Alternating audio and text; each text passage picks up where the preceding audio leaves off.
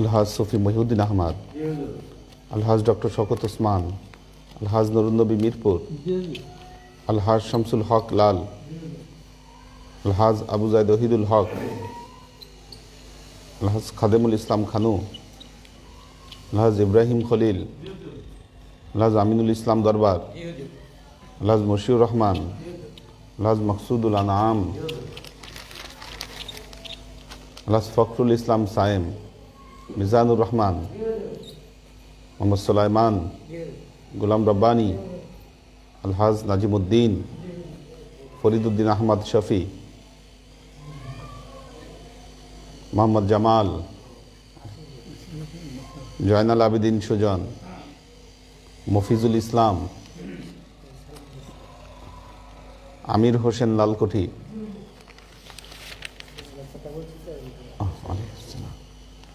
নুরুল ইসলাম ভুঁইয়া,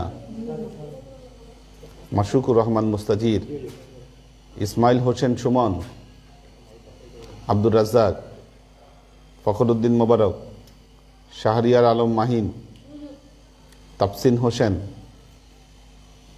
আশিক মাহমুদ, আবুল মাহফুজ, আব্দুস সত্তার, শামসুস সালেহীন, শরীফ সোহেল, কাউসার আলম আলাল, মৌলানা আব্দুল আলিম, আলহাজ কবির রফিক, ফাহিম আরমান, আইয়ুব মন্ডল, মুস্তাকিম শেখ, মোহাম্মদ রানা, মোহসিন হোসেন, তৈয়বুর রহমান, মোহাম্মদ ওমর ফারুক, মরহুম নাজিমুদ্দিন, হ্যাঁ 1 2 3 4 5 6 7 8 9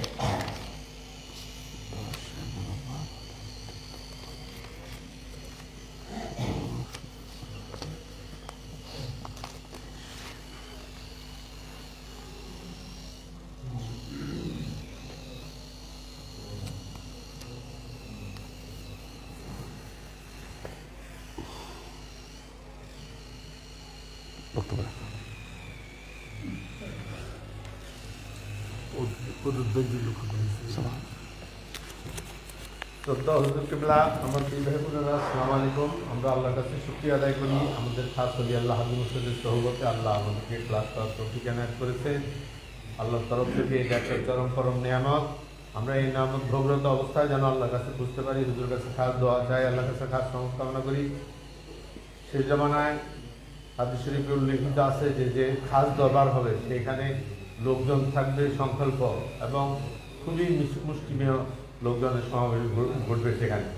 বর্তমানে আমরা ইউটিউবের কল্যাণে দেখি বিশেষ মাহফিলগুলোতে হাজার হাজার লোক জমায়েত হয়ে গেছে এবং সেই মাহফিলগুলোতে যে ডেলিভারেশন হচ্ছে সেই ডেলিভারেশন করা হচ্ছে তাতে না থেকে ইভেন্ট, ঘটনা, এগুলোর এক্সপ্লিসিট বর্ণনা, এগুলোর মাধ্যমে মনোরঞ্জনের ব্যবস্থা করা, এভাবে করে মানুষকে ডাকতেছে। আমরা একটা নওগাঁতে সাত্তার ভাইয়ের বাসায় একটা মাহফিলে গেছিলাম। সেই মাহফিলে যে ভদ্রলোককে বক্তব্য দিতে দিলেন, উনি নানাভাবে চেষ্টা করলেন বক্তব্য দেওয়ার, মানুষকে উজ্জীবিত করার, মানুষকে উৎসাহিত করার, মাহফিলে আসার, মাহফিলে বসার। কিছুতেই লোক আসতেছে না দেখে উনি হতাশ নিহতে অনেক কথাই বললেন। যাই হোক, আল্লাহর কুদরত, কিছুক্ষণ পরে অ্যানাউন্সমেন্ট হইল যে হুজুর এখন স্টেজে আসবেন। ওই ভদ্রলোক ইলিমিনেটেড হয়ে গেল। উনি চলে যাওয়ার পর হুজুরের ঘোষণা আসলো। আল্লাহর দয়া, আল্লাহর কাছ রহমত আমরা চাক্ষুষ সাক্ষী যে ঘোষণার সাথেই মানুষের সমাগম আসা শুরু হইল, মানুষ এসে বসতে শুরু করলো ভিতরে। সবাই আগ্রহ যে ইনাদের ওয়াজ তো একটা ধারাবাহিকতা মোতাবেক চলে, যেন যিনি ওলি আল্লাহ হাজি মোর্শেদ উনি কীভাবে কোরআন এবং হাদিসকে আমাদের সামনে উঠে ধরেন সেটা দেখার জন্য এবং আগ্রহী মানুষ আসলো। আল্লাহর খাস দয়া, আল্লাহর খাস রহমত। প্রথম বাক্যে হুজুর বললেন যে আপনারা সবাই মুসলমান কিনা, আপনারা সবাই মুসলমান কিনা, হাত তোলেন। সবাই হাত তুললো মুসলমান। এবং আপনারা হুজুর পাক সাল্লাল্লাহু আলাইহি ওয়াসাল্লামের উম্মত কিনা, হ্যাঁ, হাত তুললো সবাই।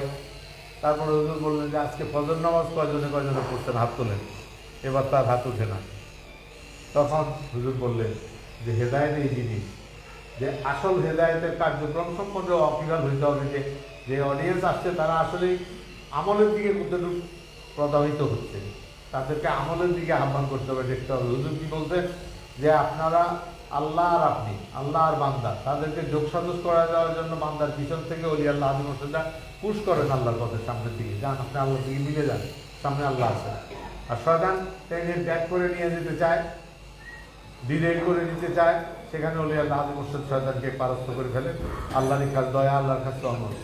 আমরা এইরকম একজন ওলি আল্লাহ হাজি মুর্শিদ ইনশাআল্লাহ পেয়েছি, যে কোরআন এবং হাদিসে মাহের রাসে কুনাফেল এলমে, উনি রাসে এলমের রাসে এলমের গভীরতম অংশের থেকে উনি চুনায় চুনায় বক্তব্য নিয়ে আসেন, এবং একটা বক্তব্যের সাথে আর কোন সূরার সাথে যোগসাজশ আছে। যেমন আমাদেরকে সূরা পড়াইতেছিলেন যে আমাদের অন্তরে কুলসতা আছে, অন্তরে কুফরি আছে, ফুসুকা লিসিয়ান আছে, এগুলাকে দূর করে মহব্বত, ভালোবাসা, প্রেম এগুলো আনতে হবে। এবং ভেরি রিসেন্টলি হুজুর যে এমফাসাইজ করতেছেন যে জিনিসটার উপর, সেটা হলো এস, মহব্বত, ভালোবাসা। দুনিয়াটা দেখেন, কবিতা, গান যা আছে সব কিছু এই এসকের কারণেই মানুষ করতেছে। গান দেখার জন্য আমার ভালো লাগে, এসক লাগে, রাত 2টা 2:30 পর্যন্ত জায়গা থেকেও গান দেখি। কেন? ওইটার প্রতি আমার একটা মহব্বত, একটা এসক আছে। ঠিক আবার আল্লাহওয়ালা যারা, তারা গভীর রাতে উঠে আল্লাহকে ডাকতে থাকে, আল্লাহর কাছে রোনাজারি করতে থাকে, কারণ তাদের আল্লাহর প্রতি একটা এসক আছে, একটা মহব্বত আছে, একটা ভালোবাসা আছে। তো আমরা সেই এসকের ক্লাসে আসছি, আমাদের ভিতরে যার এসক আছে বা আসবে, আমরা সেই এসক অনুযায়ী যদি কার্যক্রম করতে পারি, আল্লাহর মহব্বত, আল্লাহর ভালোবাসা আমাদের ভিতরে আসবে। হুজুর শিক্ষা থেকে আমরা জানি, যখন আল্লাহর সাথে আল্লাহর কোনো বান্দার মহব্বত, ভালোবাসার সৃষ্টি হয়ে যায়, আল্লাহ জিবরাইল আলাইহিস সালামকে ডেকে বলে দেয় যে বলে দাও সবার সাথে, অমুকের সাথে আমার মহব্বত হয়ে গেছে। যেমন আমাদের বিয়ের মজলিসে বিয়ে হয়ে গেলে আমরা বলি এই ছেলের সাথে এই মেয়ের বিয়ে কবুল করছো, তুমি কবুল? হ্যাঁ কবুল, হ্যাঁ, তারপরে বিয়ে পড়ায় দিই। ঠিক সেরকম আল্লাহর সাথে একটা কবুলের পর্যায়ে চলে আসে। এই বান্দাটা আমার মহব্বত করে, আমাকে ভালোবাসে, এই বান্দার সাথে আমার একটা লিঙ্ক, আজকালকার লিঙ্কের যুগ আসছে, লিঙ্ক তৈরি হয়ে যায় গেছে, আমার সাথে একটা লিঙ্ক আপ হয়ে গেছে, এটা সবাইকে জানা দাও, ওলি আল্লাহ সবাইকে বলে দাও। তো ওলি আল্লাহ মুর্শিদের মাধ্যমে এই জিনিসটা আমরা পেয়ে যাচ্ছি। হুজুর কোরআন এবং হাদিস থেকে চুনায় চুনায় আমাদেরকে শিক্ষা দিচ্ছেন। দুর্ভাগ্য একটাই যে আমরা এখানে যতক্ষণ থাকি ততক্ষণ এই শিক্ষাটাকে আমরা খুব কর্ডিয়ালি অ্যাকসেপ্ট করি, খুব ভালোভাবে এই শিক্ষাটা আমার ভিতরে ঢুকাবার জন্য চেষ্টা করি, এবং এমনভাবে আমরা ডিটারমাইন্ড হয়ে যায় আজকে আর ঘুমাবো না, রাত্রে যায় এই যে পড়বো, কোরআন শরীফ নিয়ে পড়বো, সকালে ফজর আজানের আগে আর উঠবো না, এরকম ডিটারমিনেশন তৈরি করে দেন হুজুর আমাদের ভিতরে। কিন্তু এখান থেকে বের হয়ে গেলে শয়তানের খপ্পরে পড়ে যায়, আমরা শয়তান আমাদেরকে অ্যাটাক করে ফেলে। সেই অ্যাটাক ঠেকাবার জন্য আমাদের নিয়মিত ক্লাস করতে হয়। সপ্তাহে 3 দিন আমরা ক্লাসে আসি, বৃহস্পতি, শুক্র, শনি, এই 3 দিন কোরআন এবং হাদিস থেকে হুজুর আমাদেরকে রিজেনারেট করেন। যেমন মোবাইলের চার্জ শেষ হয়ে গেলে মোবাইলের ক্ষমতা শেষ, সব বিদ্যা বুদ্ধি আছে কিন্তু সে কিছু করতে পারতেছে, চার্জ নেই। ঠিক আমাদেরও সেই অবস্থা। আমরা যদি মমিন হয়েছে, ইমানের চার্জ ওলি আল্লাহ হাজি মুর্শিদ যে চার্জ আমাদেরকে দিয়ে দিচ্ছেন ক্লাসের মাধ্যমে, সেই চার্জটা যদি ধরে রাখতে পারি এবং সেই চার্জ অনুযায়ী যদি কার্যক্রম করতে পারি, অবশ্যই ইনশাল্লাহ আমরা কামিয়াব হব। হুজুর এই যে সকালে বের হয়েছেন, সন্ধ্যা 8টা 9টা আমাদের ক্লাসের টাইম দেওয়া আছে, সেই টাইমের আগে হুজুর এসে ক্লাসে ঢুকতেছেন, এদিকে সমস্ত কার্যক্রম করে আসছেন। আর আমি কি করছি? আমি নাকে তেল না দিলেও নর্মালভাবে ঘুমাইছি। শীত, ঠান্ডার মধ্যে ল্যাব গায়ে দিয়ে দিয়েছি, বাসা থেকে আরও হেল্প করছে, আজকে ছুটির দিন আছে, আরও ল্যাব গায়ে দিয়ে তো মাঝে মাঝে চা দিচ্ছে, খাওয়া দিচ্ছে। এই যে আমরা সময়টা ব্যয় করতেছি, উনি কীভাবে সময় ব্যয় করতেছেন, এবং সেই ব্যয় শিক্ষা দীক্ষা দুইটাই আমাদেরকে দিচ্ছেন। শিক্ষা দিচ্ছেন থিওরিটিক্যালি কোরআন হাদিস থেকে, এবং দীক্ষা দিচ্ছেন নিজে অনুশীলন করে আমাদেরকে অনুশীলনের অবস্থানটা বুঝানোর মাধ্যমে। আমরা যেন সেটা নিজের জীবনে আনতে পারি। যেমন আক্তার ভাই বললো যে মনটা এখানে পড়ে আছে কিন্তু আসতে পারি না। আক্তার ভাই বললেন, এইটাও মরুমজুর কাপড়ের কাছেও বলতো যে হুজুর আপনাকে আমি সবসময় দেখি ধ্যানে খেয়ালে সবক্ষণে আপনি আসেন। হুজুর বলে যে আমি তো এখনো জীবিত আছি, সামনে আসো। ধ্যান খেয়ালের মধ্যে দেখার দরকার নেই, স্বপ্নে দেখার দরকার নেই, সামনে আসো। তো সামনে কেন আসতে পারতেছি না? আসতে নিলে একটা না একটা বিরাট বাধা শয়তান তৈরি করে দেয়। এই বাধাটা যেন আমরা ডিগে আসতে পারি, হুজুর কাছে খাস দোয়া চাই, আল্লাহর কাছে খাস রহমত কামনা করি, বলি আল্লাহ হাজি মুর্শিদের খেদমত এবং দরবার খেদমত করতে মুসলমান হিসেবে করে দিতে পারি, এই দোয়া চাই। ঠিক আছে, আজকে থাক।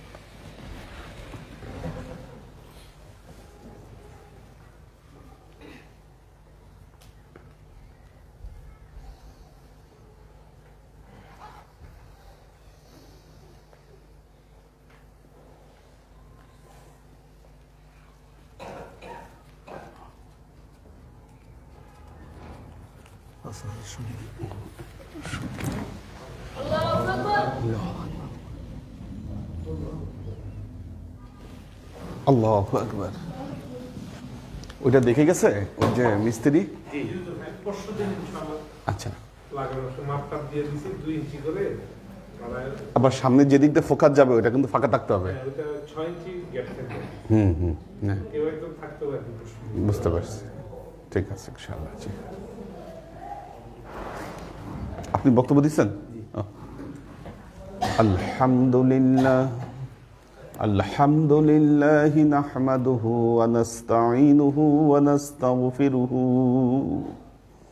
ওয়া নু'মিনু বিহি ওয়া নাতাওয়াক্কালু আলাইহি ওয়া নাউযু বিল্লাহি মিন শুরুরি আনফুসিনা ওয়া মিন সাইয়্যাতি আমালিনা মান ইয়াহদিল্লাহু ফাহুয়াল মুহতাদি ওয়া মান ইউদ্লিল ফালান তাজিদা লাহু ওয়ালিয়্যাম মুরশিদা فنشهد أن لا إله إلا الله وحده لا شريك له ونشهد أن سيدنا وسندنا ونبينا محمدا صلى الله عليه وسلم الذي أرسله الله بالحق بشيرا ونذيرا وداعيا إلى الله بإذنه وسراجا منيرا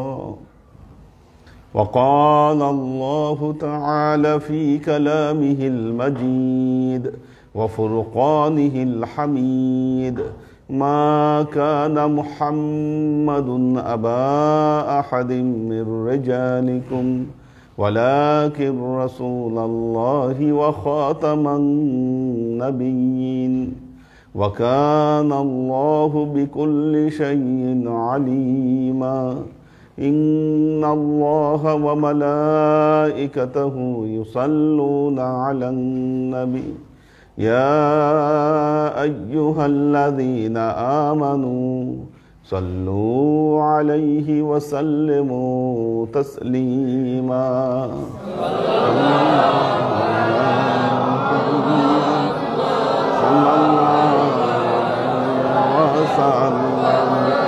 صلى الله على محمد صلى الله عليه وسلم صلى الله على محمد صلى الله عليه وسلم আল্লাহর আশিক ও সালেক বৃন্দ,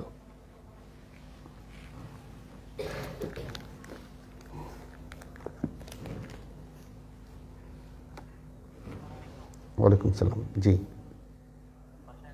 জি জি আসছি। ওটা ওই যে লালকুঠি কাঁচা বাজারে এসে বলবেন যে লালকুঠি দরবার কোথায়, দরবার শরীফ। জি, আচ্ছা আচ্ছা আচ্ছা, আসেন। জি জি,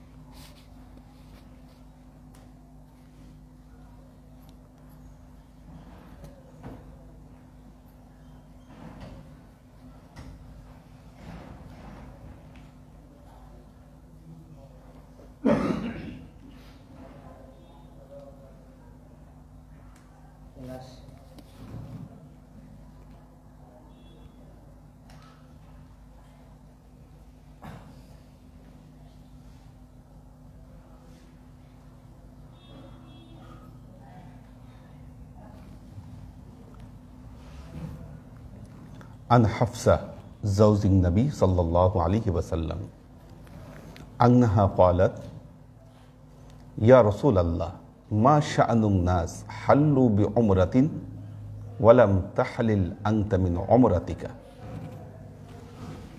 বিদায় হজে আল্লাহ নবী যখন মক্কায় আসলেন, উমরা করলেন, উমরা করে যাদের সাথে কোরবানির পশু নাই তাদেরকে হালাল হয়ে যেতে বললেন। যাদের সাথে কোরবানির পশু নাই, এমনকি উম্মাহাতুল মুমিনিন যারা ছিলেন, আল্লাহ নবীর স্ত্রী যারা ছিলেন, তাদের সবাইকে হালাল হয়ে যেতে বললেন। কিন্তু আল্লাহ নবী নিজে হালাল হলেন না, উনি ইহরাম অবস্থায় থাকলেন। তো এখন আল্লাহ নবী ইহরাম অবস্থায় আছেন, বাকিদেরকে হালাল হয়ে যেতে বলেছেন। মা হাফসা আল্লাহ নবীর ঘরে প্রবেশ করলেন এবং বললেন, মা শাআনুক, আপনার কি হলো যে আপনি ইহরাম অবস্থায় আছেন অথচ আমাদেরকে আপনি ইহরাম ভেঙার নির্দেশ দিয়েছেন, এর কারণটা কি?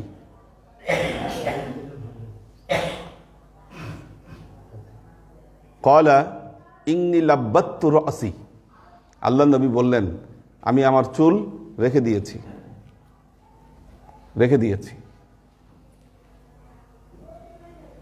ওয়া কালাতুল হাদিয়া, কোরবানির পশুর গলায় আমি মালা ঝুলিয়ে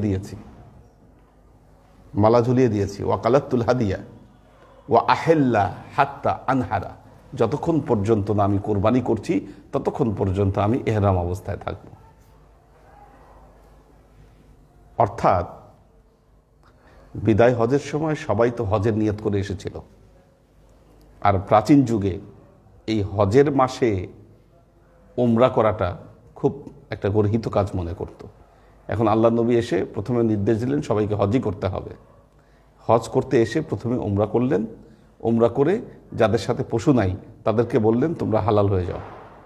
কিন্তু যাদের সাথে পশু আছে কয়েকজন মাত্র,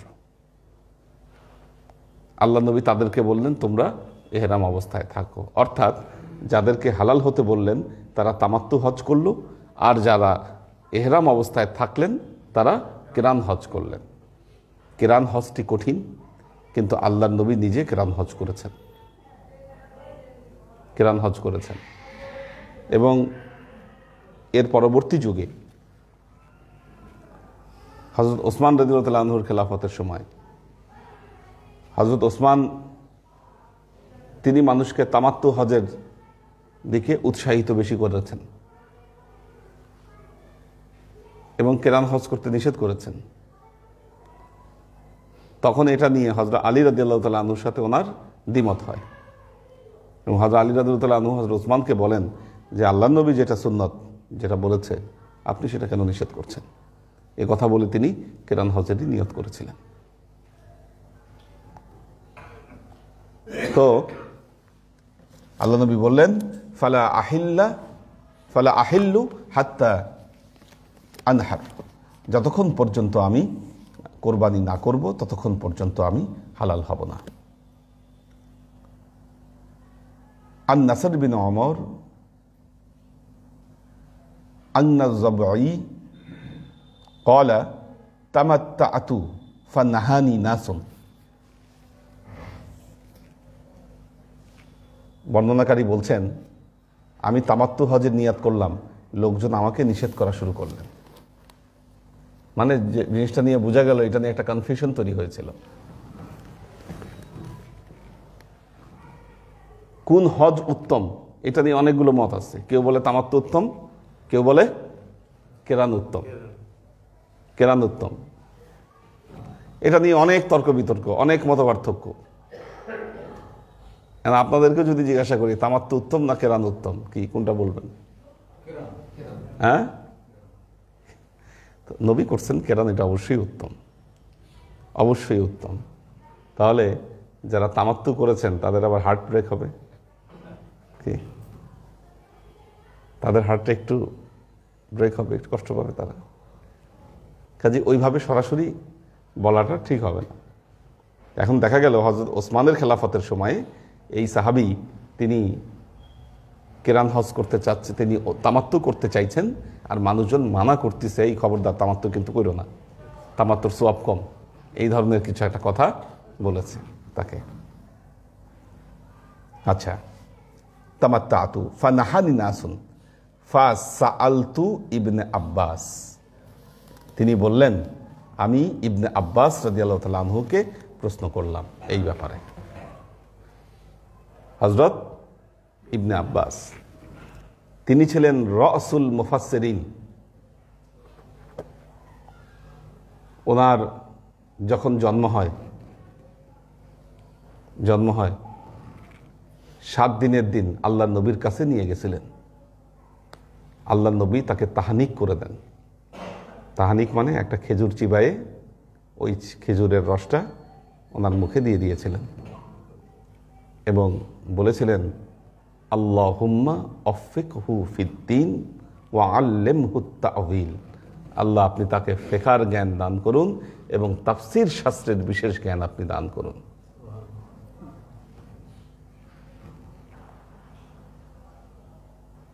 সত্যি আল্লাহ তাকে তাফসীর শাস্ত্রের অগাধ পাণ্ডিত্য তাকে দান করেছিলেন। এই জন্য তাকে বলা হয় রাসুল মুফাসসিরিন।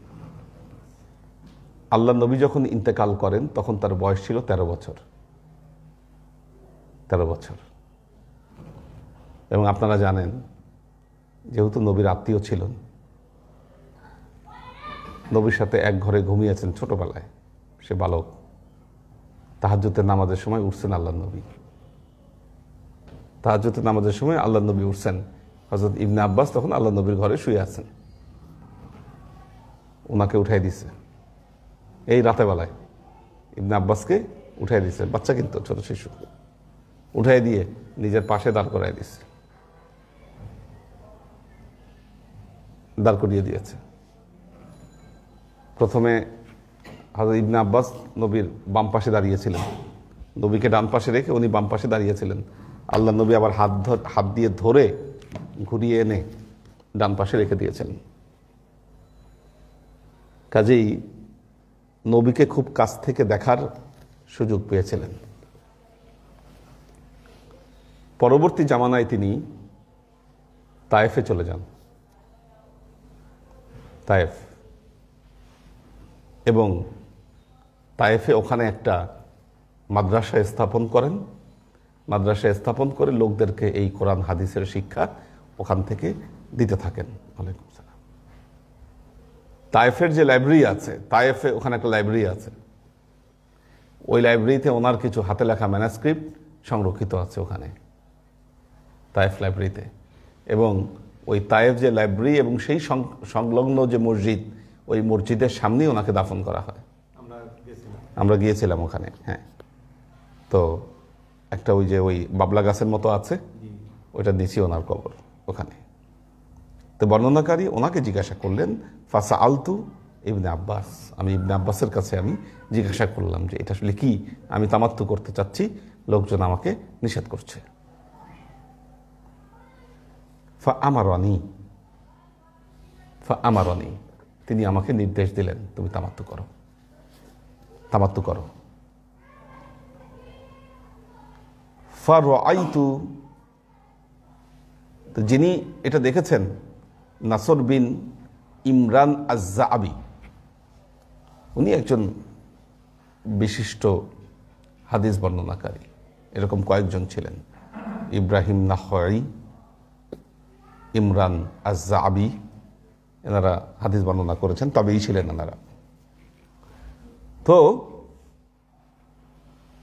ফারাআইতু ফিল মানাম, আমি স্বপ্নে দেখলাম, কাআন্না রাজুলান ইয়াকুলু লি হজ্জ মাবরুর ওয়াল উমরা, আমি রাতে স্বপ্নে দেখলাম একজন আগন্তুক এসে আমাকে বলছে, হজ্জ মাবরুর, কবুল হজ এবং উমরা তোমার হয়েছে।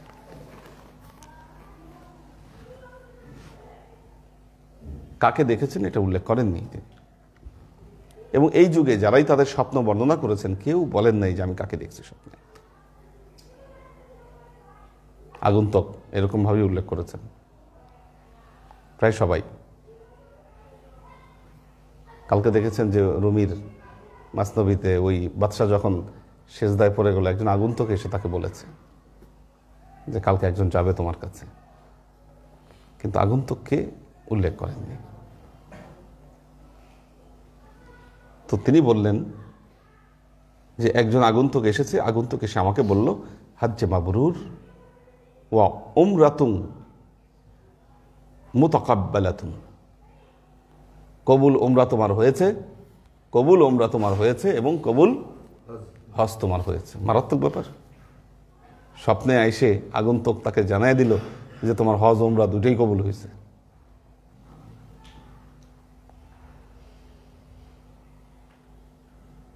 ফাআখবারতু ইবনে আব্বাসিন, আমি এই খবরটা, এই বিষয়টা ইবনে আব্বাসকে জানালাম।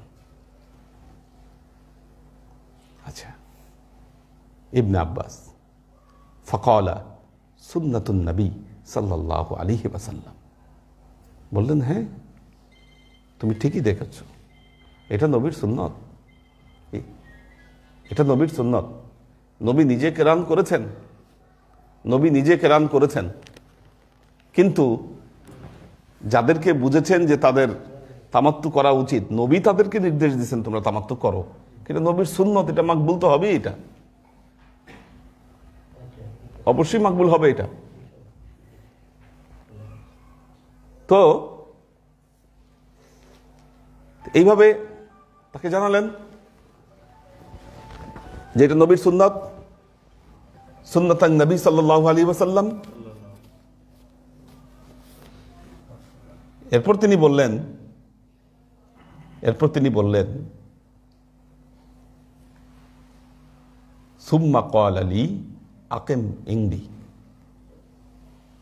হযরত ইবনে আব্বাস বললেন তুমি আমার পাশে বসো, বসাইলেন তার পাশে।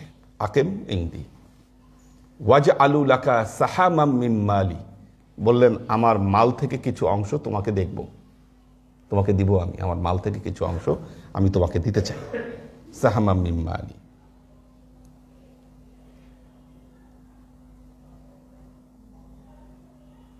ফাকুলতু লেমা, আমি বললাম কেন, আপনার মাল থেকে আমাকে কেন দিবেন, এটা আমি তাকে প্রশ্ন করলাম। ফাকালা লিররুয়াল্লাতি আরাইতু, তিনি বললেন কারণ আমিও কালকে স্বপ্নে দেখেছি আমি তোমাকে কিছু মাল দিচ্ছি।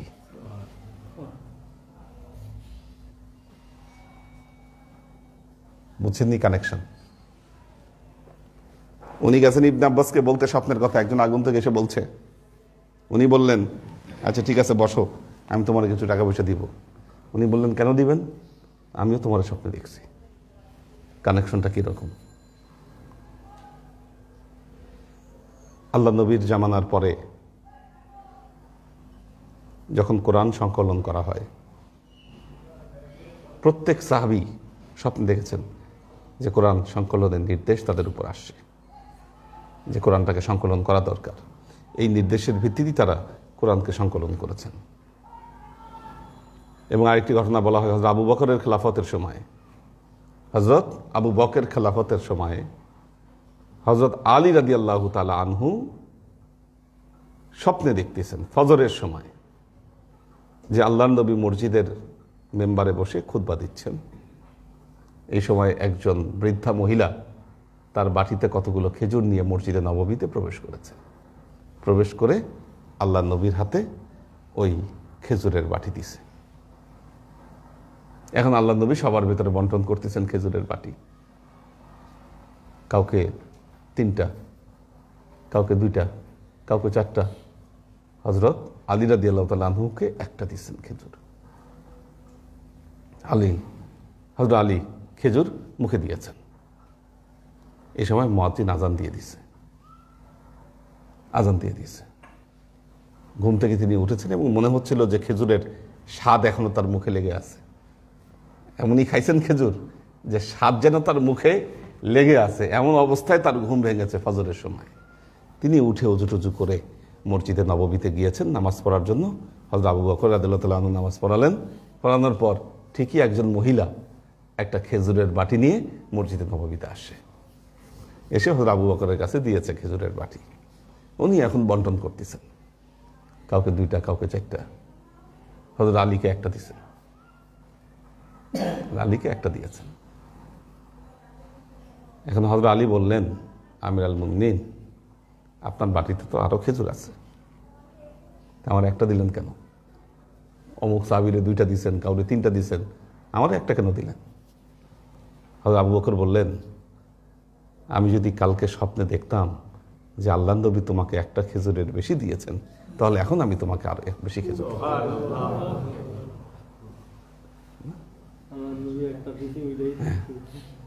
কি রুহানি কানেকশন এবং অ্যাকুরেসি এটার। তো ওনাদের আমল, প্রজ্ঞা সবকিছু অন্যরকম ছিল, ভাবা যায় না সেটা ভাবা যায় না যে প্রজ্ঞাটা কোথায় কোন জায়গায় ছিল। যে আলেমগণ ওই সময়ে সমাজকে নেতৃত্ব দিয়েছেন, অন্য পর্যায়ের আলেম ছিলেন তারা, একটা ভিন্ন শান এবং হাকিকত তাদের ছিল।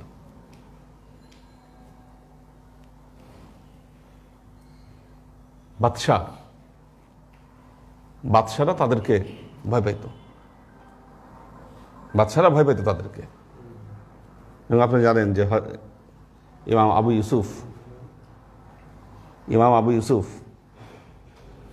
খলিফা হারুনুর রশিদ ওনাকে চিঠি লিখেছিলেন। আবু ইউসুফ খোলা চিঠি,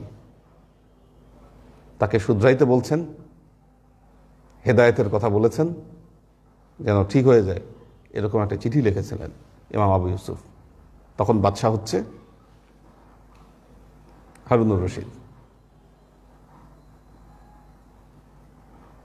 কাজেই এনাদের প্রজ্ঞা, এনাদের রায়, এগুলো অন্য পর্যায়ের ছিল এবং একে অন্যের মতামতকে শ্রদ্ধা করতেন। ইমাম শাফি যখন ইমাম আবু হানিফার কবর জিয়ারত করতে যান, তখন তিনি ইমাম আবু হানিফার নিয়মে ভিতরের নামাজ পড়েছিলেন 3 রাকাত, এবং ওনার নিয়মে উনি যেমনে পড়েছে। ইমাম শাফির যারা ভক্ত আছে তারা জিজ্ঞাসা করলো, কি ব্যাপার, আপনি আমাদেরকে শিখাইছেন এরকম, আপনি এখন এমনি পড়লেন, ঘটনা কি?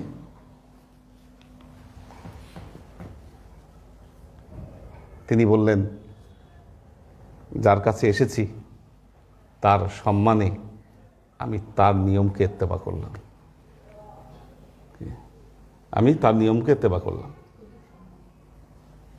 সম্মানটা কোন জায়গায়? আপনারা জানেন যে খলিফা হারুনুর রশিদ হজের সময় আসরের নামাজের ইমামতিতে উনি দাঁড়াচ্ছেন, আসরের নামাজ পড়াবেন।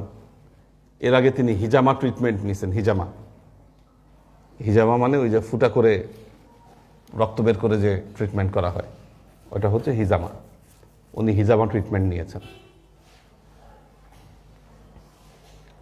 এখন ইমাম আবু হানিফার মতে নামাজের সময় যদি ব্লিডিং হয় বা রক্ত বের হয়ে যায়, ওযু ছুটে যাবে।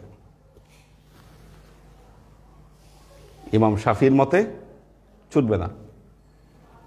এখন ওই জামাতে তখন হজের যে জামাত পড়াইতেন, বাদশাহ উপস্থিত থাকলে বাদশাহী নামাজ পড়াতেন।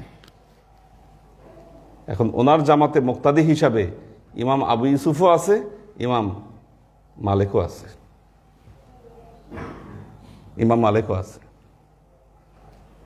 ইমাম আবু হানিফার মতে রক্ত বের হলে ওযু থাকবে না। ইমাম মালিকের মতে না, সমস্যা হবে না, নামাজ পড়া যাবে। এখন হারুনুর রশিদ নামাজে দাঁড়ায় গেছেন, তারপরে ওনার মনে হয়েছে এটা। উনি জানেন আমি যদি আবু ইউসুফকে জিজ্ঞাসা করি, সে বলবে আপনার নামাজ হবে না, যান আপনি উজু করে আসেন। কি এখন এত বড় জামাত থেকে বাইরে হয়ে উজু করে আসতে আসতে নামাজের সময় থাকবে না। উনি ইমাম মালিককে জিজ্ঞাসা করলেন। উনি কিন্তু হানাফি মাযহাবের অনুসারী, হারুনুর রশিদ। উনি ইমাম মালিককে জিজ্ঞাসা করলেন, আমি হিজামা করছি, কি করব? বললেন, কোনো সমস্যা নেই, নামাজ পড়ান।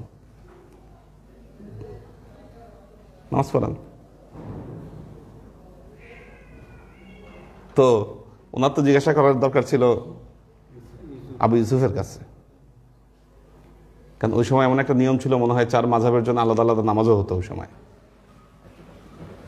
ওই সময় এই পদ্ধতিটা ছিল, পরবর্তীতে রদ হয়ে যায়। তো বাদশাহ থাকলে তখন কমন, সবার ইমামতি করতেন বাদশাহ।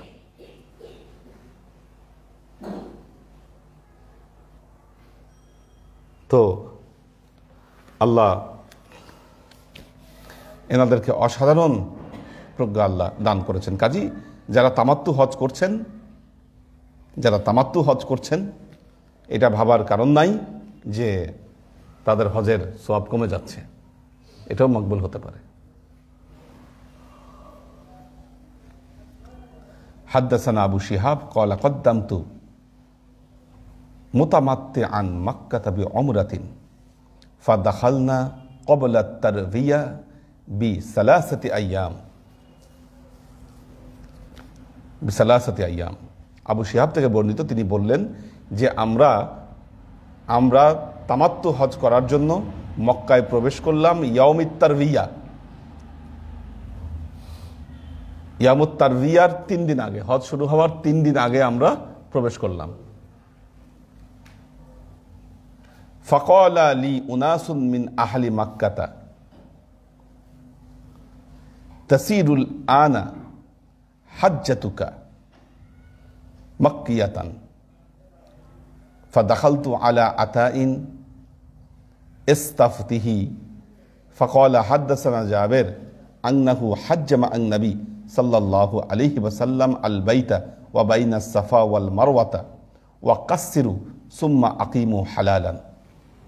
এখন যে বর্ণনাকারী উনি 3 দিন আগে প্রবেশ করেছেন, উমরা করেছেন, তামাত্তুর নিয়াত যেহেতু করছেন উনি উমরা করে হালাল হয়ে গেছেন। এখন আহলে মক্কা যারা ছিল তারা বলতেছিল, মিয়া কি করছো, তোমার হজ হবো না। কনফিউশনে পড়ে গেছে, কি করবে?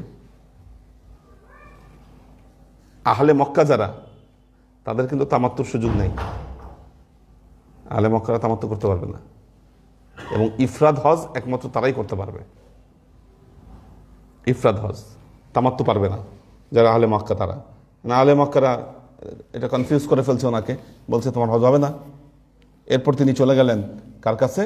তিনি চলে গেলেন আচ্ছা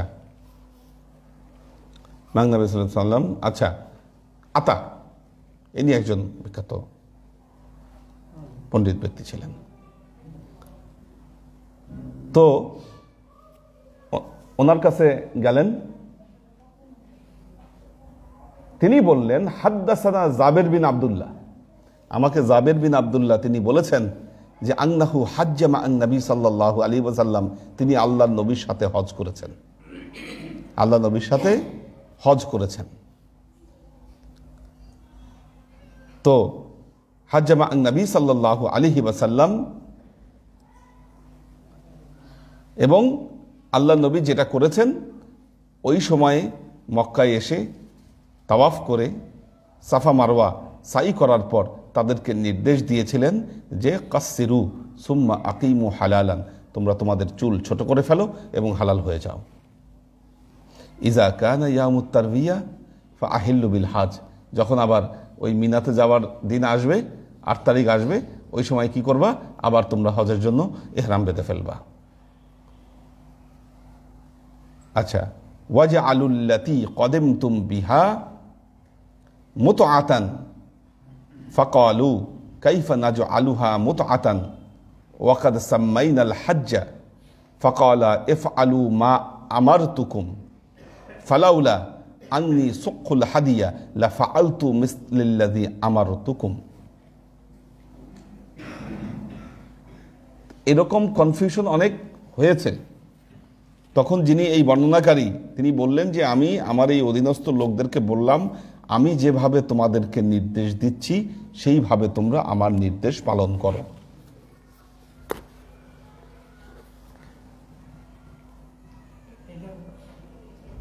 নাসিরউদ্দিন হোজ্জার নাম শুনছেন? হোজ্জা, নাসিরউদ্দিন হোজ্জা কে ছিল?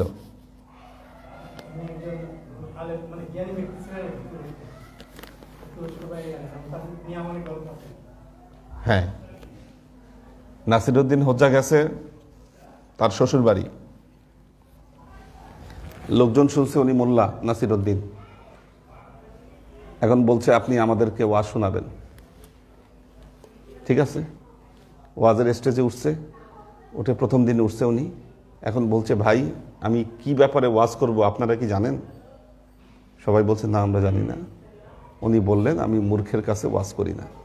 এই কথা বলে স্টেজ থেকে নেমে আসলেন। এরপর দিন আবার সবাই চিন্তা করছে না তাহলে আমরা আজকে বলবো, আমরা জানি। আবার স্টেজে উঠলেন, বললেন ভাই আমি কি ব্যাপারে ওয়াজ করব আপনারা কি জানেন? সবাই বলল হ্যাঁ আমরা জানি। অর্থাৎ আপনারা জানেনই, আমি আর কি ওয়াজ করব। উনি নেমে আসলেন। এরপর দিন সবাই ঠিক করলো আমরা একদল বলবো জানি, আরেক দল বলবো জানি না। তাই বললো স্টেজে উঠে যখন বলল কি ব্যাপারে ওয়াজ করব, একদল বলল জানি, একদল বলল জানি না। উনি বললেন যারা জানেন না তারা যারা জানে তাদের থেকে জেনে নেন। মানে তার মাথায় বুদ্ধি ছিল অন্যরকম। নাসিরউদ্দিন হোজ্জা তার ছেলেকে নিয়ে যাচ্ছে একটা গাধা সাথে করে যাচ্ছে। তো কিছু দূর গেছে, দুইজন হাঁটতিছে গাধাটার সাথে। প্রথম একটা বাজারে গেছে, তো বলে কত বোকা এই দুইটা লোক, সাথে একটা গাধা আর এরা কষ্ট করে হেঁটে যাচ্ছে। চিন্তা করলেন ঠিকই তো, একটা গাধা থাকতে আমরা হেঁটে যাচ্ছি কেন?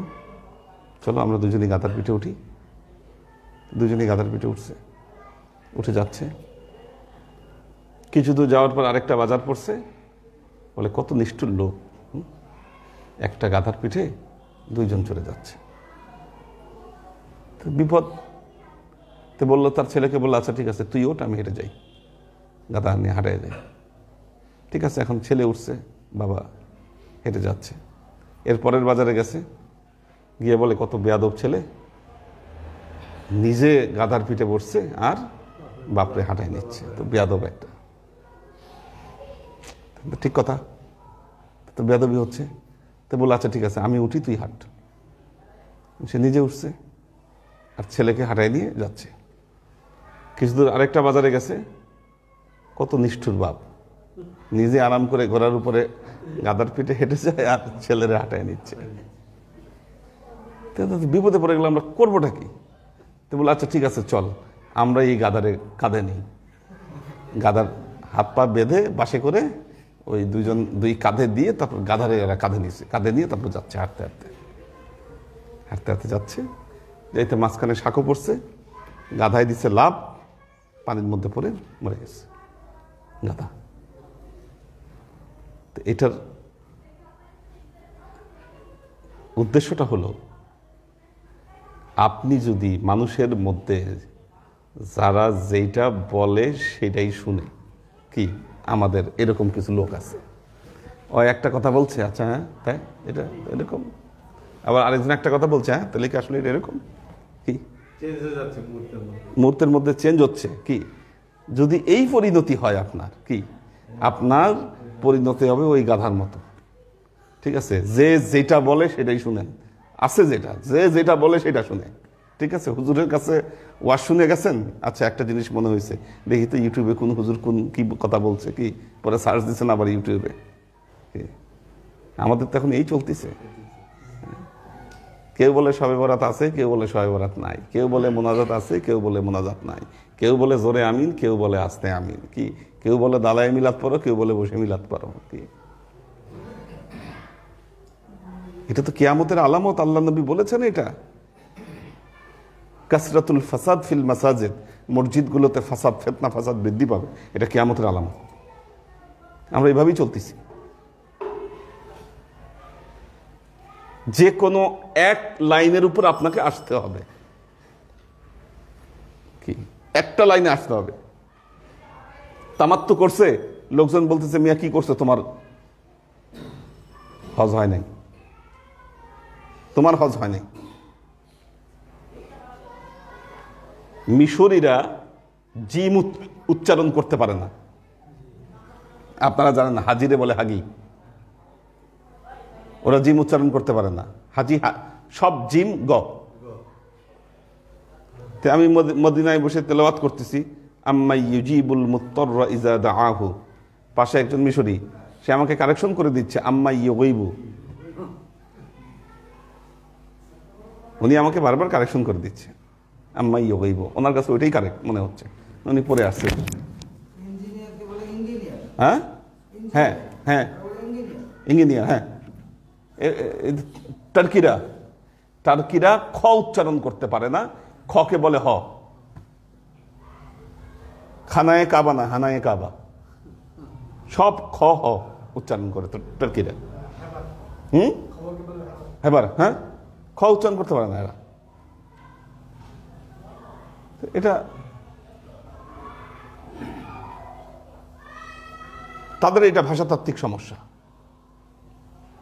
আপনি যদি সবই মাথায় ঢুকান, কি ওই না, হ্যাঁ, এটা এটা জায়েজ করা হয়েছে। আমাদের ওয়ালা দলিন এবং জল্লিন নিয়ে যে পেজটা বাচ্চা বাংলাদেশে এক সময় যত মারামারি আর কিতাব লেখালেখি হয়েছে, যে দলিন ঠিক না জল্লিন ঠিক, আলিফ বা তাসা ঠিক না আলিফ বে তে সে ঠিক, কি এক মৌলবী পড়াইছে আলিফ বা তাসা, আর এক মৌলবী বলছে হয় নাই, ওর মৌলবীর পড়া জানে না, আলিফ বে তে সে এটা ঠিক, কি বা তাসা ঠিক না বে তে সে ঠিক, এটা নিয়ে বহুত মারামারি হয়েছে আমাদের এখানে। হ্যাঁ, আচ্ছা, নোয়াখালীর হুজুরা বলে পড়েছে, দোষ না নোয়াখালীর উপরে। ঠিক আছে, আপনি তো বিপদে পড়বেন, আপনি তো বিপদে পড়বেন। এনে এতগুলা নোয়াখালীর মানুষ বসে আছে, আপনি কোন সাহসে বললেন এই কথা?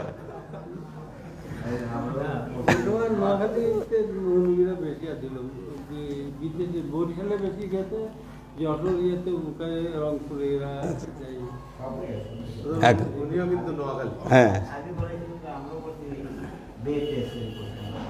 ঘটনা হয়েছে ইরানে ফার্সিতে আলিফ বেতে এসে, আরবিতে আলিফ বা তাসা।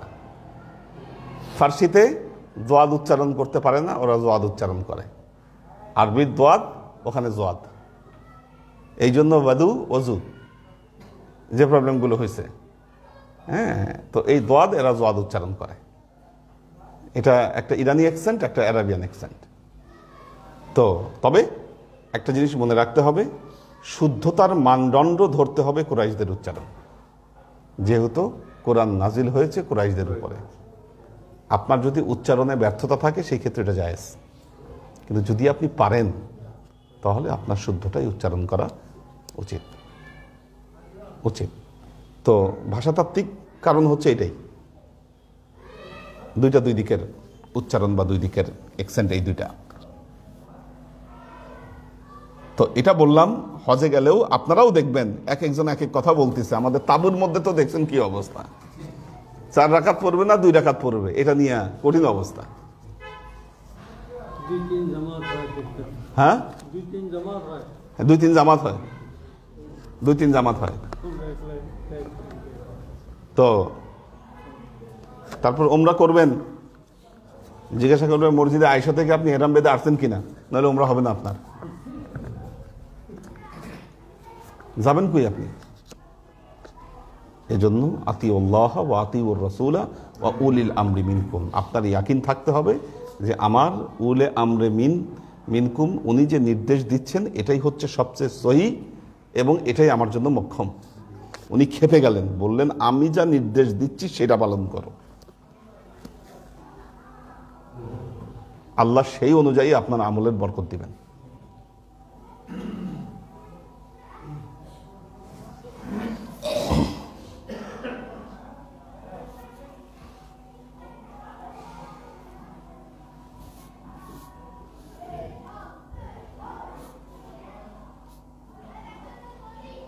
আচ্ছা, আন ওমর বিন মারওয়া আন সাঈদ বিন মুসাইয়্যিব ক্বালা ইখতালাফা আলীয়ুন ওয়া উসমানু। হযরত আলী এবং ওসমান রাদিয়াল্লাহু তাআলা আনহু দুইজন ইখতিলাফ লাগাই দিলেন। আচ্ছা, ওয়াহুমা বি উসফান ফিল মুতাআতি, তারা ওসফান নামে একটা জায়গায় অবস্থান করছিলেন। এই অবস্থান করার সময় দুইজনের মধ্যে হজে কেরান এবং তামাত্তু নিয়ে তাদের মধ্যে ইখতিলাফ শুরু হলো। ফাকালা আলী মা তুরিদু ইলা আনতাহা আন আমরিন ফাআলাহু রাসূলুল্লাহ সাল্লাল্লাহু আলাইহি ওয়াসাল্লাম।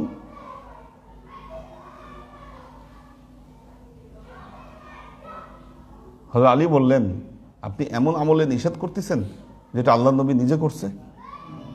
আপনি নিষেধ করছেন কেন? আল্লাহ নবী নিজে করেছেন কেরান হজ, আর আপনি সেটা করতে আপনি নিষেধ করেছেন।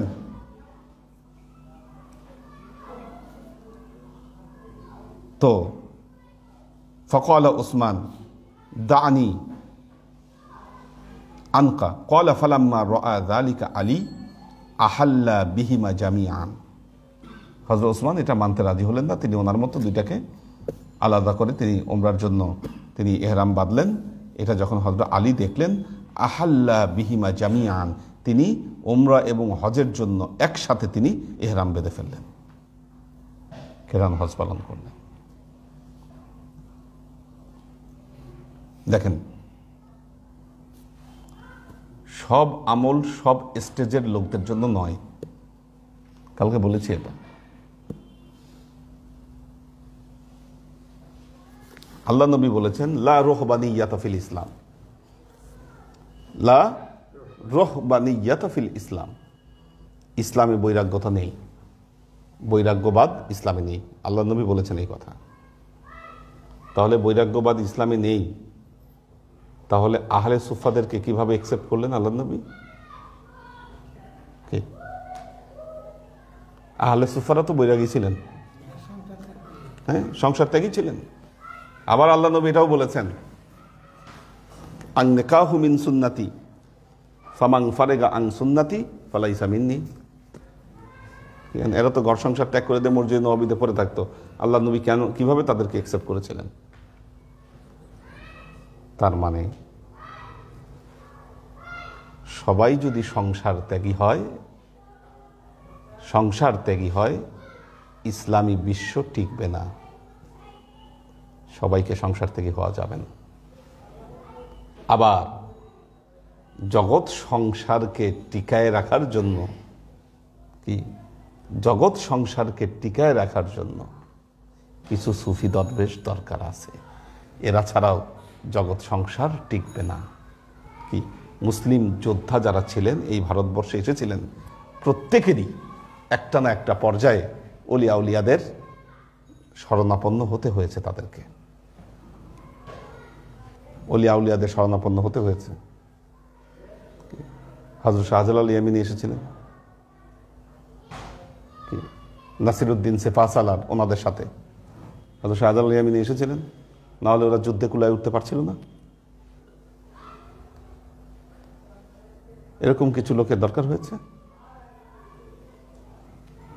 এই যে ইখতিয়ারউদ্দিন মোহাম্মদ বিন বখতিয়ার খিলজি, ওনারা নিজেরাই কিন্তু অনেক বড় মাপের আউলিয়ার ছিলেন। ওনারা কুতুবউদ্দিন আইবক, কুতুব, যে কুতুব শব্দটা ওখান থেকে আসে, কুতুবউদ্দিন আইবক খুব কড়া শরীয়ত পালন করতেন তারা। কারণ ওনাদের যে পূর্বসূরি যারা ছিলেন, আগে যারা ছিলেন, মাহমুদ গাজনবী, সবুক্তগীন, আলোক্তগীন, ওনারা এতটা ধর্মের ব্যাপারে কড়াকড়ি ছিলেন না, আমোদপ্রিয় ছিলেন। কিন্তু ওনারা কিন্তু ডিফারেন্ট। এটা দরকার হয়েছে, না হলে ভারত বিজয় সম্ভব হতো না। মাহমুদ গাজনবী তো এখানে তার শাসন প্রতিষ্ঠা করে নাই। মাহমুদ গাজনবী শাসন প্রতিষ্ঠা করে নাই, সে আক্রমণ করছে, মন্দিরগুলো ডিস্ট্রয় করছে, মালপত্র যা পাইছে নিয়ে গেছে, শেষ। এই তার গাজনবী সাম্রাজ্য চালানোর জন্য এতটুকুই করছে সে, কিন্তু এখানে কিন্তু শাসন প্রতিষ্ঠা করে নাই। সাবক্তগিনও এসে যুদ্ধ করছে, এই এতটুকুই। মূলত ইসলাম প্রতিষ্ঠার জন্য এসেছেন মোহাম্মদ ঘুরির যে দুই সেনাপতি, কুতুবউদ্দিন আইবক আর ইখতিয়ারউদ্দিন মোহাম্মদ বিন বখতিয়ার খিলজি। এনাদের ওই টার্গেট নিয়েই ওনারা আসছেন এখানে। অসংখ্য মাদ্রাসা বাংলাদেশে ওই সময় তৈরি করেন আমরা। অসংখ্য মাদ্রাসা তৈরি হয়েছিল বাংলাদেশে, যার মধ্যে একটা নিদর্শন এখনো টিকে আছে, সোনারগাঁ। সোনারগাঁ এখনো আছে, ঐতিহাসিক নিদর্শন ওখানে। এবং গিয়াসউদ্দিন আজম শাহর কবরও আছে ওই জায়গায়, আপনারা জানেন। তো এই কথাটা যে কারণে বললাম, কি কারণে জানি বললাম, তামাত্তু এবং কেরান হজ। সবাইটা সম্ভব না। যারা কেরান হজ করতে গেলে গন্ডগোল পাকায় দিবে, তাদেরকে যদি কেরান করতে বলেন, কি বিপদ হয়ে যাবে? তো বিপদ হয়ে যাবে। ইয়াংদের পক্ষে যতটা সম্ভব, বুড়াদের পক্ষে কেরান অতটা সম্ভব না। বুড়াদের উচিত না, কারণ বুড়া মানুষ ভুলে যায়, মনে থাকে না। ভুলবশত একটা কাজ করে ফেললো, তখন দম দিতে হবে। তো বারবার দম দিবে কে?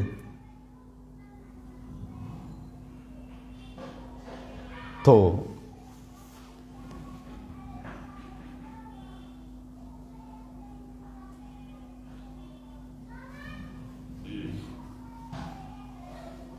এরপরে হাদিসগুলো একই।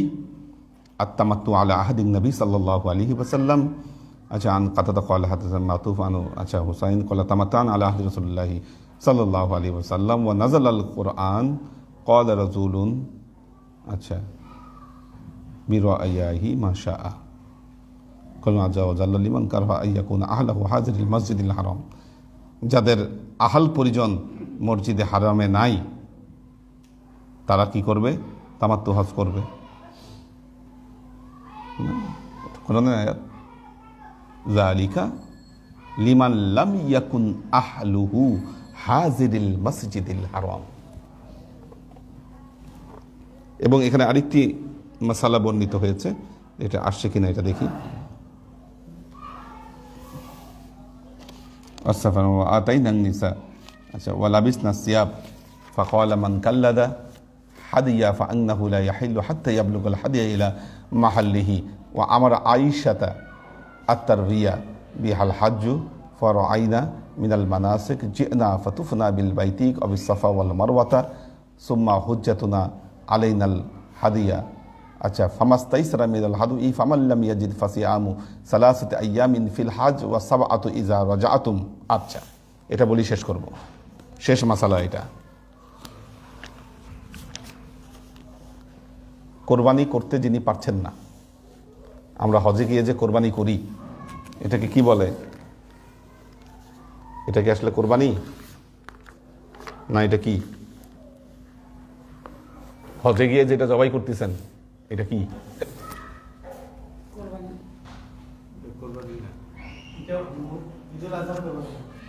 ঈদুল আজহার কোরবানি না, এটাকে দমে শুকুর বলে। দমে শুকুর, এটা দমে শুকুর। আপনার টাকা নাই, টাকা নাই। আমাদের সাইম গেছে টাকা পয়সা ধার দূর করে, সাইম গেছে টাকা পয়সা ধার দূর করে। খান মোহাম্মদ খানুও গেছিল এরকম, টাকা পয়সা ধার দূর করে।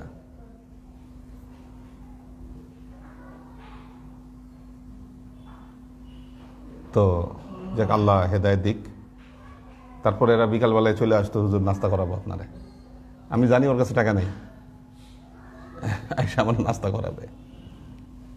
আমি আবার এড়ানোর চেষ্টা করতাম এটা, যে না থাক, ঠিক আছে। ও আর মাকসুদ আনাম, এই দুজন আসতো, চা খাওয়াইতো প্রতিদিন ইয়াতে বিকালবেলায় এসে। এরপরে গেলে কেউ কিছু খাওয়াতে ছিল, এটা নিয়ম করে দিতে হবে সিস্টেমের মধ্যে। সবাই সব দিন পারবে না এটা। এখান থেকে ডেট ঠিক করে দিবেন যদি, হ্যাঁ, ডাবল ট্রিপল যেন না হয়। এটা একজনই সব দিনের দায়িত্ব নিবে, এটা ঠিক না। তো দমে এখন আপনি গেছেন, টাকা নেই, টাকা শেষ। হজে গেছেন, টাকা শেষ, কোরবানি দিতে পারতেছেন না, কি করবেন এখন? এই মাসলা কেউ জানেন কিনা? তার মানে এটাও একটা উপায় আছে, ঠিক আছে, এটাও একটা উপায় আছে। আচ্ছা, আল্লাহ বলছেন ফামান লাম ইয়াজিদ ফাসিয়ামু ফাসিয়ামু সালাসাতি আইয়াম ফিল হজ, যিনি কোরবানি করতে পারবেন না তিনি হজের সফরে থাকা অবস্থায় 3টা রোজা রাখবেন। হজের সফরে থাকা অবস্থায় 3টা রোজা রাখবেন। ওয়াসাবআতিন ইযা রাজাআতুম, দেশে ফিরে এসে আবার 7টা রোজা রাখবেন। তিলকা আশারাতুন কামিলা, তিলকা আশারাতুন কামিলা। আল্লাহ নবী বলছেন এই 10টা রোজা হচ্ছে তার জন্য যথেষ্ট, তার জন্য যথেষ্ট। হ্যালো, ওয়ালাইকুম। নিচে আসেন না, আমাদের তো প্রোগ্রাম এখনো চলতেছে, তো আপনি আসেন এখানে নাকি?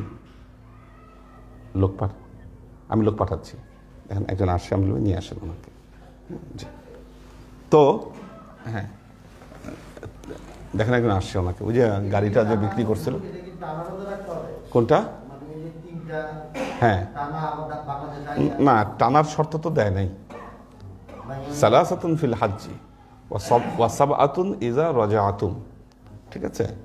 দেশে ফিরে এসে আবার 7টা রোজা, বলতেছেন তিলকা আশারাতুন কামিলা, এই 10টা রোজাই হচ্ছে তার জন্য কামেল বা যথেষ্ট। 10টা রোজা যথেষ্ট তার জন্য। কাজেই কারণ যেখানে টানা রোজা রাখার কথা বলা হয়েছে মুতাতাবিআতিন এই শব্দটা ব্যবহার করা আছে, শাহরাইনি মুতাতাবিআতিন, একদম টানা 2 মাস রোজা, হজের এই যে রোজার কাফারার জন্য, কিন্তু এখানে সেটা বলা নাই। তবে মনে রাখবেন সর্বোত্তম হচ্ছে কোরবানি করা। টাকা রেখে দিলেন যে না এই টাকা দিয়ে আমি গিফট কিনবো, ঠিক আছে, তো রোজা রেখে আমি এটা ফামাল্লাম ইয়াজিদ, আয়াতে বলা আছে ফামাল্লাম ইয়াজিদ, যে নিরুপায়, যার কিছু করার নাই, তার জন্য এটা। ফামাল্লাম ইয়াজিদ, যে ব্যক্তি পাইল না, করতে পারলো না, তার জন্য এটা। দাও দেখি কারা আসছে। মিলাদ আছে, কার জন্য মিলাদ? আচ্ছা,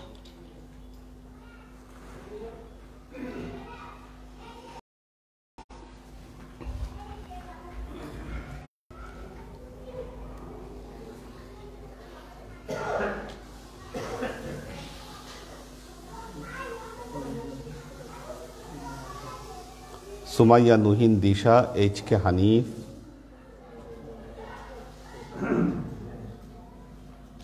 সানশাইন ফ্লোরা, নাজিমুদ্দিন ভাইয়ের ফ্যামিলি আছেন, শফি ফরিদ, মাহফুজুল হক উজ্জ্বল, সুলতান মামুন, জয়নাল আবেদিন সুজন, মিথু ইসলাম, মনিরুজ্জামান মনির, কবির হোসেন, মোহাম্মদ মিজান, শামসুস সাদিকিন, তাওহিদা তাবাসসুম শিফা, HK কনক, আইরিন সুলতানা, মনি বেগম, শামীম আরা, আশরাফুল আনাম, নাইম, মোহাম্মদ আজাদ, আব্দুস সাত্তার, হুমায়ুন কবির, পপিয়ারা জামান সুমি, সুরভি আক্তার নিপা,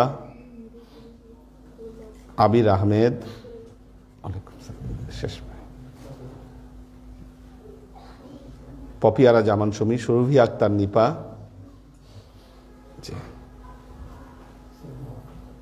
কোরবান আলী মালয়েশিয়া থেকে, কাউসার আলম আলাল, আরিফ রহমান, আমাদের হাসিব ভাই আছেন, নুরুল ইসলাম। আল্লাহ সবাইকে ভালো রাখুন, সুস্থ রাখুন। কার জন্য মিলাদ? সবাই সূরা ফাতিহা 7 বার, সূরা ইখলাস 9 বার। 75 সালের 25শে ডিসেম্বর। আচ্ছা, এটা কথা ছিল যাদের মিলাদ পড়াবো তাদের সম্পর্কে একটু আলোচনা, একটু বলেন আপনার আব্বার সম্পর্কে। আব্বা 75 সালে আমার একটা অসুখ হয়েছিল আর কি, যেটা উনি কি করতেন? আপনার আব্বা কি করতেন? আব্বা ছিলেন দ্বিতীয় জেনারেল পোস্ট অফিসে ডেপুটি ডিরেক্টর জেনারেল ছিলেন, অ্যাসিস্ট্যান্ট ডেপুটি ডিরেক্টর জেনারেল ছিলেন, তো ভালো বড় পোস্টে ছিলেন। এডিডি ছিলেন। আচ্ছা, উপমহাপরিচালক, বেশ ভালো বড় পদ। হ্যাঁ, আব্বা ইস্ট পাকিস্তানের সময় তখন তো বিসিএস বলতো না, আচ্ছা। সিএসপি বলতো, সিএসপি অফিসার ছিলেন আর কি। আচ্ছা, ইংরেজি সাহিত্য এবং পলিটিক্যাল সায়েন্স দুই সাবজেক্টে ডবল এর ছিলেন। কত সালে? এটা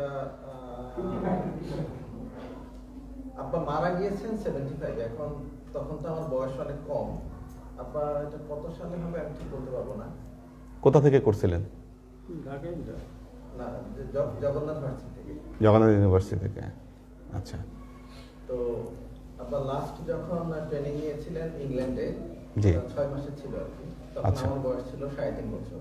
আচ্ছা, সেটা আর কি একেবারে ছোট, 67-এ। তো সেই আমলে আমাদের বাসায় টেলিভিশন এবং ফ্রিজ ছিল। আচ্ছা, কত সালে? এটা হচ্ছে 67, অনেক আগে। অনেক আগের কথা। তখন আমার বয়সই 60 বছর। এখন আচ্ছা। আমি রানিং, মানে এখন আমার 58 হয়ে গেছে, অনেক আগের কথা। আচ্ছা, তো আব্বার হাত ধরেই ওনার ছেলে আল্লাহ পাক এই দরবারের সাথে আমাদের পুরো পরিবারকে সংযুক্ত করেছেন। আলহামদুলিল্লাহ। এটা হচ্ছে 1975 সালের মে মাসের দিকে আব্বা বড় হুজুরের হাতে বয়াত হন। তো সেই বছরই ডিসেম্বর মাসের 25 তারিখে আব্বা ইন্তেকাল করেন ওহো, ঢাকার মিটফোর্ড হাসপাতালে। সেদিন তার মানে বয়াত হলো কয় তারিখ মনে আছে কি? মে মাস। আমরা ধরে নেই মেয়ের মিড। আচ্ছা, 6 মাস ছিল। ওহো, কিভাবে ইন্তেকাল করলেন? আব্বা খুব সম্ভবত লিভার সিরোসিস বা ডাক্তাররা ঠিক মতো রোগটাকে আইডেন্টিফাই করতে পারেননি। আল্লাহ। আচ্ছা, মিটফোর্ড হাসপাতালে আব্বা কয়েকদিন ছিলেন, মৃত্যুর সময় ভাই ছিলেন আর কি, আমি ছিলাম না তখন। আচ্ছা, আচ্ছা। রাত 1:30টার সময়। আহ, সেই সময়কার সিভিল সার্জন আব্বাকে দেখেছিলেন। তো যাই হোক, আল্লাহ পাক কোনো না কোনো সিলায় মানুষকে নেবেন। আব্বার মুখে দাড়ি ছিল না, এই দরবার আসার পর দাড়ি হয়ে গেল। এবং আমরা নিউ মার্কেট অফিসার্স কলোনিতে আমরা থাকতাম নীলক্ষেতে। ওখান থেকে শুনলাম যে প্রতিদিন সকালে আব্বা এসে এখানে অফিসে যাওয়ার আগে ফজর নামাজ পড়তেন। বড়দের সাথে দেখা করে তারপর দিতাম, বাহ। যে কদিন জীবিত ছিলেন আর কি। আচ্ছা, আচ্ছা, আমি শারীরিক অসুস্থ ভাবে আমি একটু দূরে দূরে ছিলাম আর কি, আমার চিকিৎসার কারণে। আচ্ছা, তারপর পরবর্তীতে আম্মা বয়স হয়েছেন, তারপরে আমরা দুই ভাই আগে বয়স হয়েছিলাম। আচ্ছা, আচ্ছা, আচ্ছা, আচ্ছা। তারপর আমরা তো 79 এলাকায় আসলাম, বড় হুজুরের সাজেশন অনুযায়ী আমরা এখানকার এইভাবে চলছি আর কি। বসেন। ওনার আম্মার কথা বলি, প্রতিদিন আমাদের বাসায় আসতেন দুপুরের টাইমে, এমন কোনো দিন মিস নাই, প্রতিদিন আসতেন ওনার আম্মা বাসায় এসে আম্মার সাথে দেখা করে যেতেন। কিছুই না, শুধু কুশল বিনিময় দেখা করতেন, সালাম দিতেন, দেখা করতেন। এটা ওনার ডেইলি নিয়মিত রুটিন দুপুরের সময়। হ্যাঁ, আচ্ছা, এমনকি হুজুর উপস্থিত না থাকলেও আম্মা বাসা দেওয়া, রাইট, প্রতিদিন আমরা দেখতাম, কোনোদিন মিস নাই। শুধুমাত্র বিছানায় যখন পড়ে গেলেন অসুস্থ অবস্থায় মাঝে যাওয়া, সেই সময়টা বাড়ছে।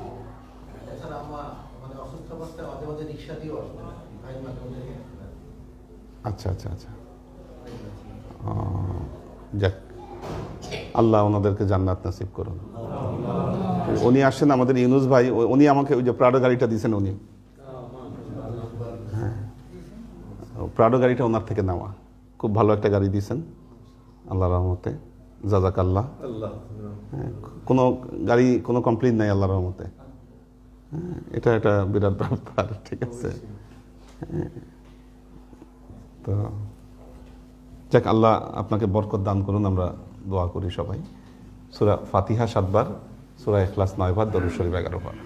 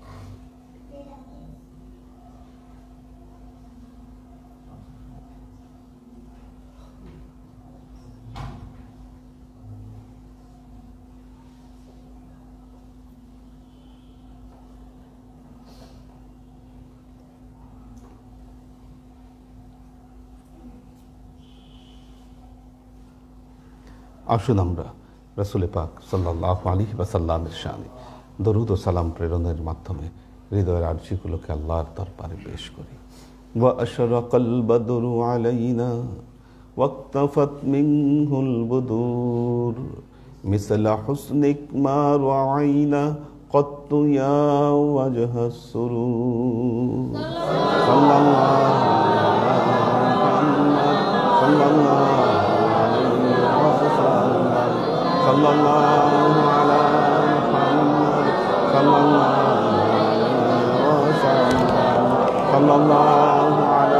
মুহাম্মদ সাল্লাল্লাহু আলাইহি ওয়াসাল্লাম।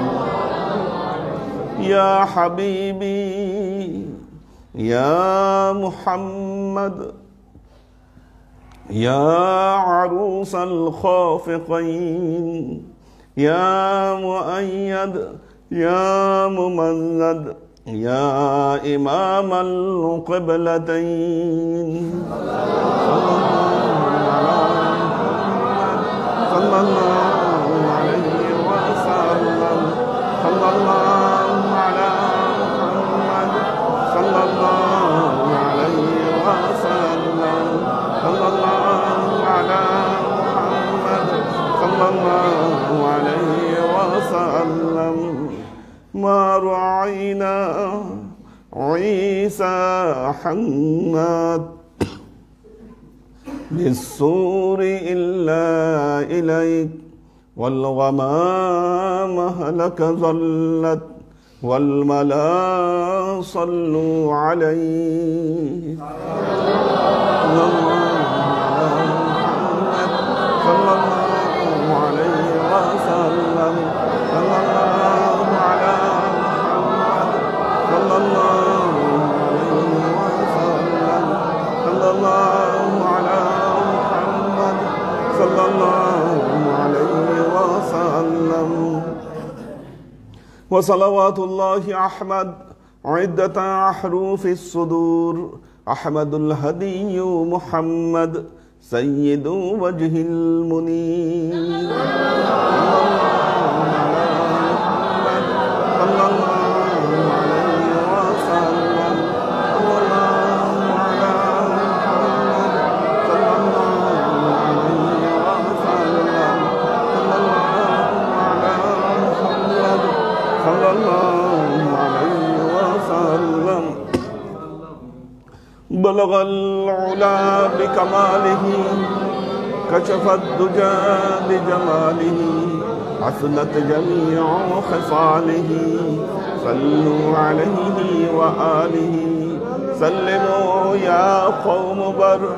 صلوا على صدر الأمين مصطفى ما جاء إلا رحمة للعالمين.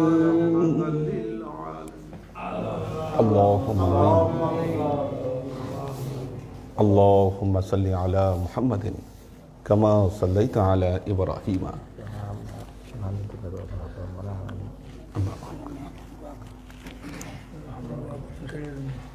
اللهم بارك على محمد كما باركت على إبراهيم وعلى آل إبراهيم إنك حميد مجيد. ربنا ظلمنا أنفسنا وإن لم تغفر لنا وترحمنا لنكونن من الخاسرين.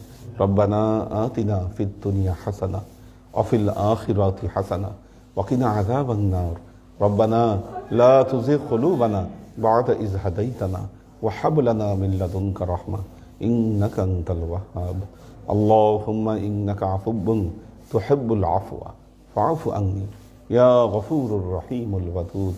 اللهم نور قلوبنا بنور الإيمان ونور قلوبنا بنور الإسلام ونور قلوبنا بنور الإحسان وزين أخلاقنا بنور محمد صلى الله عليه وسلم. اللهم إنا نسألك علما نافعا رزقا واسعا عملا مقبولا شفاء من كل داء قلبا خاشعا ذهنا ذاكرا إيمانا كاملا توبة قبل الموت راحة عند الموت ونجاة بعد الموت. اللهم إنا نسألك رحمتك في كل درجة فلاح في كل أمر ونعوذ بك من الشرك والشك والنفاق والبدعة ওয়া মিন কুল্লি ওয়াসওয়াসাতিশ শাইতান। ইয়া আল্লাহ, ইয়া রহমান, ইয়া মালিক, আমরা এতক্ষণ তোমার দরবারে যে সমস্ত আমলকে উপস্থাপন করলাম, ত্রুটি মুক্তভাবে আমলগুলোকে তুমি কবুল করে নাও। তুমি আমলের যা আমাদের প্রিয় নবী হযরত মুহাম্মদ মুস্তাফা সাল্লাল্লাহু আলাইহি ওয়াসাল্লামের কাছে পৌঁছে দাও। আল্লাহ, আমাদের নবীর পরিবারবর্গের কাছে তুমি এর যাজাকে পৌঁছে দাও। এই দুনিয়ার সমস্ত আম্বিয়ায়ে কেরাম, সাহাবায়ে কেরাম, তাবেঈন, তাবেঈন, ওয়ালি আউলিয়া, গাউস, কুতুব, আমাদের মা বাবা, ভাই বোন, আত্মীয় স্বজন, এই দরবার থেকে যত পীর ভাই বোন চলে গেছে, সবার রূহে আল্লাহ তুমি এর যাজাকে পৌঁছে দাও। তুমি তোমার হাবিবের ওসিলায় আমাদের সবাইকে কবুল ক্ষমা করে দাও। আমাদের জীবন থেকে সমস্ত অভাব, অভিযোগ, বালা, মুসিবত, দুঃখ, কষ্ট, রোগ শোককে দূরীভূত করে দিয়ে দৃঢ় হস্তে তোমার দ্বীনের খেদমতের তৌফিক তুমি আমাদেরকে দান করো। আজীবন যেন তোমার হেদায়েতের পথে প্রতিষ্ঠিত থাকতে পারি, সে তৌফিক তুমি আমাদেরকে দান করো। সুবহানা রাব্বিকা রাব্বিল ইজ্জাতি আম্মা ইয়াসিফুন। আল্লাহ, বিশেষ করে আল্লাহ, আজকে যাদের জন্য এই মিলাদ মাহফিলের আয়োজন করলাম, আল্লাহ তুমি তাদেরকে কবুল করে নাও। আল্লাহ, তুমি তাদের জীবনের সকল ত্রুটি বিচ্যুতিগুলোকে তুমি মাফ করে দাও। আল্লাহ, তুমি জান্নাতে তোমার নেককার বান্দাদের মাঝে তুমি তাদেরকে স্থান দাও।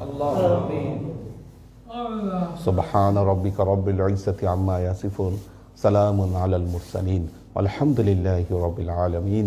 ওয়াজআল আখিরু কালিমাতিনা ইনদাল মাউত লা ইলাহা ইল্লাল্লাহ মুহাম্মাদুর রাসূলুল্লাহ সাল্লাল্লাহু আলাইহি ওয়াসাল্লাম। ওয়া আলাইকুম আসসালাম।